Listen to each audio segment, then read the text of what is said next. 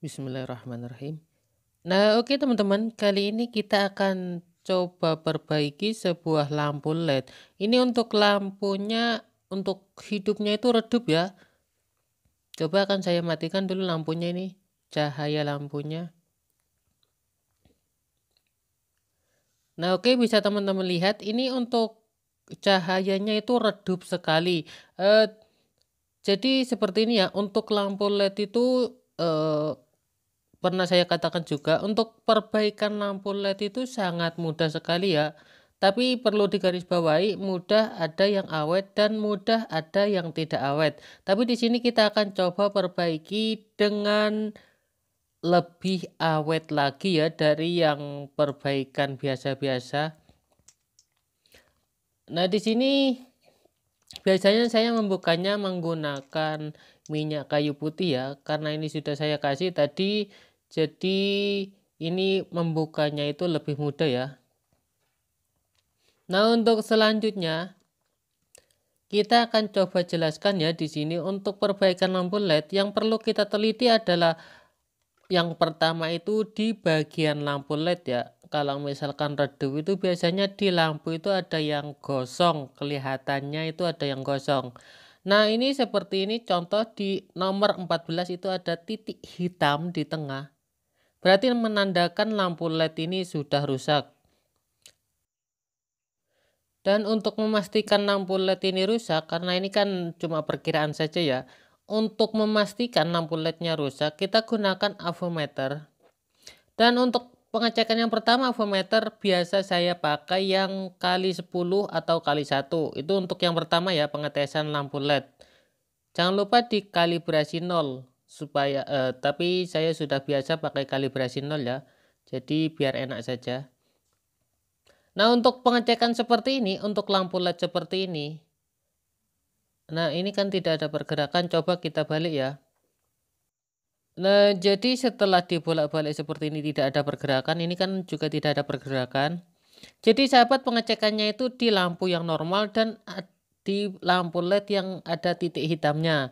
Kalau misalkan seperti ini kan tidak ada pergerakan. Jadi nanti sahabat pindahkan avometernya itu ke kali 1K atau kali 10K ya.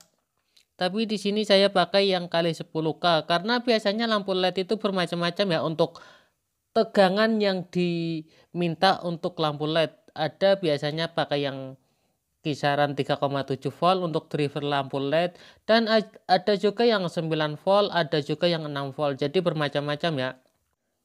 Tergantung pemasangan yang dari pabrik itu lampu LED-nya itu biasanya ada yang paralel, ada yang seri, biasanya ada 2 paralel, ada yang satu diserikan semua. Jadi untuk sumber tegangan yang dibutuhkan itu jadi bermacam-macam ya. Makanya saya cek di sini menggunakan avometer bisa dikali 10 ohm atau dikali 10K. Oke, pengetesannya kurang lebih seperti ini ya. Nah, oke, untuk selanjutnya akan saya buka dulu dan akan saya skip ya supaya tidak lama untuk videonya.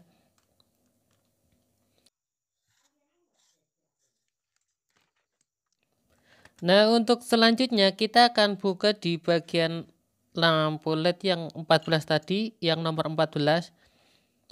Di sini sebenarnya kita langsung rusak tidak masalah ya, tapi kita akan coba bakar dulu di bagian lampu LED ini. Nah, setelah terlepas seperti ini, jadi di sini ada cara ya. Biasanya itu cara yang sangat praktis. Nanti kita akan jelaskan juga. Cara praktis ini bisa nanti teman-teman pakai sebuah kabel atau hanya menggunakan solderan. Solderannya itu ditambah ya. Tapi perlu digarisbawahi, kalau saya pribadi ya,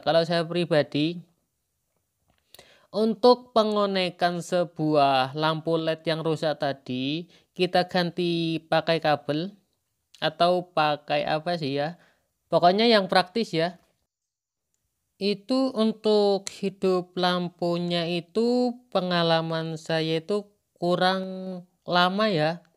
Jadi kita di sini akan jelaskan ya. Biasanya itu Untung-untung kuat 1 minggu ya, biasanya itu 1 jam 2 jam bahkan kurang dari itu lampu bisa mati kembali. Jadi kita akan praktekkan di sini ya. Jadi bisa teman-teman lihat, dan kalau lampu memang menyala, oke, kita akan tes lagi. Nah, ini lampu sudah mati padahal baru sebentar. Oke, bisa kita cek lagi di bagian lampu LED ya. Bisa kita teliti nanti di sini dan teman-teman juga lihat. Nah, ini ada di angka 5. Sudah ada titik hitamnya. Jadi kalau misalkan kita gabungkan seperti ini tanpa menggantinya, maka satu persatu lampu ini akan hangus semua. Misalkan ini kita ganti lagi dan kita konekkan seperti itu, maka lampu ini akan mati lagi ya. Jadi seperti ini ya untuk lampu LED. Ini kan modelnya kan seri ya. Tapi nanti kita akan coba jelaskan ya.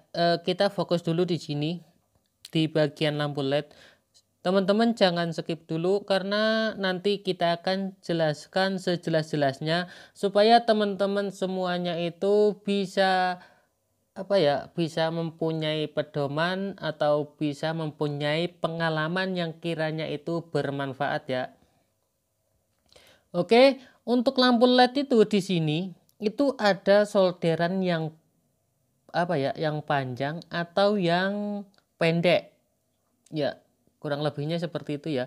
Itu menandakan negatif dan positif. Jadi kita bisa ambil sebuah lampu LED yang sama persis ya. Dan pengecekannya itu yang terutama yang maksudnya yang sama persis itu di tegangannya. Biasanya kan lampu LED yang saya katakan tadi dicek dikali 10 kan, ini sedangkan ini kan dikali 10 dikali 10K. Kalau misalkan dikali 10 ohm itu pengecekannya hidup, maka tidak bisa digunakan ke kali 10K ya. Jadi sahabat nanti bisa menggunakan lampu LED yang sama ya. Oke, untuk lampu LED di sini juga sama, ada solderan panjang dan juga ada solderan pendek. Jadi kita langsung pasang saja seperti itu ya di bagian driver. Ini apa driver ya? PCB. Ya, di bagian PCB itu sudah disesuaikan dengan lampu LED ya, yang solderan panjang sama solderan pendek. Nah, oke, jadi cara pemasangannya seperti ini ya. Sahabat bisa paskan dulu dan kita bakar seperti ini ya. Tapi usahakan pembakarannya itu kalau misalkan setelah panas atau hangat, jangan di sekalian ya. Jadi panas, matikan koreknya, setelah itu pasang lagi. Jangan terus menerus ya, supaya tidak rusak untuk lampu LED-nya. Jadi seperti ini ya, akan saya jelaskan. Ini kan sahabat sudah paham ya. Setelah dipasang seperti ini, kita tes menggunakan avometer. Cara pengecekannya seperti ini ya. Pokoknya yang penting lampu LED menyala dan yang satunya juga menyala ya. Dan untuk yang satunya juga sama, pemasangannya itu dibakar di bagian bawahnya. Sedangkan untuk lampu LED-nya itu kan ada sisanya itu solderan panjang sama solderan pendek. Jadi disesuaikan dengan yang ada di PCB-nya. Untuk pembakarannya masih sama. Kalau misalkan panas dihentikan dulu untuk koreknya. Kalau sudah agak tepat baru dihidupkan lagi. Dan kita tes lagi menggunakan avometer. Di sebelahnya kita tes dan yang sudah kita pasang juga kita tes ya. Jadi jangan terlalu panas untuk pemasangan di bagian lampu LED-nya. Maksudnya panasnya tidak berlebihan biar tidak rusak ya. Nah, oke, coba kita akan diamkan agak lama ya. Biar teman-teman juga tahu kalau misalkan pergantian lampu LED dengan pergantian dengan pengonekan yang tadi yang cuma sebentar biar tahu mana yang lebih awet. Oke?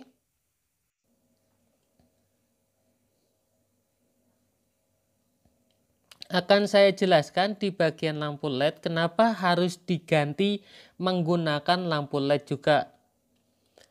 Contoh, misalkan lampu LED di sini itu kan banyak ya. Kita contohkan hanya 2 saja. Misalkan di PCB lampu LED ini ada 2, misalkan ini.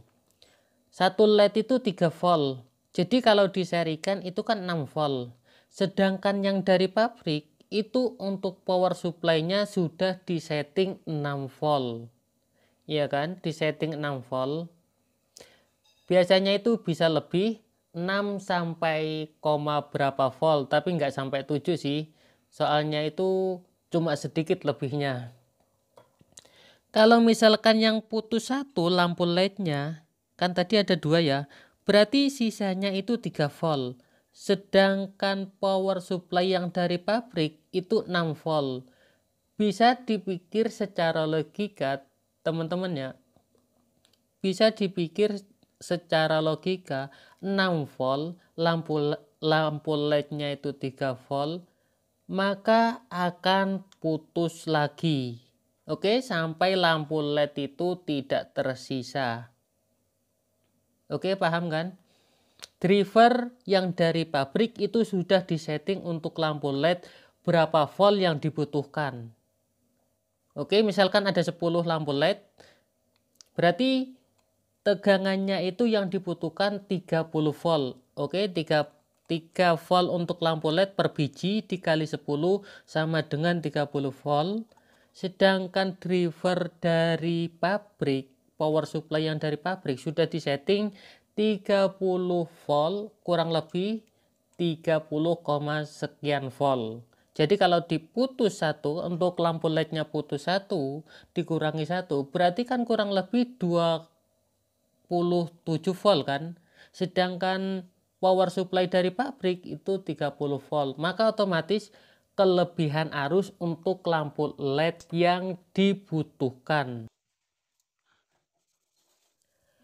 Nah, oke, sekian dulu tutorial dari saya. Semoga aja bermanfaat. Jika suka dengan video ini, jangan lupa di like.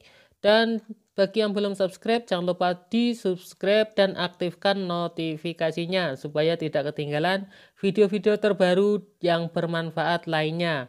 Terima kasih. Jika ada pertanyaan, tinggalkan komen di bawah video ini. Assalamualaikum warahmatullahi wabarakatuh. Semoga bermanfaat.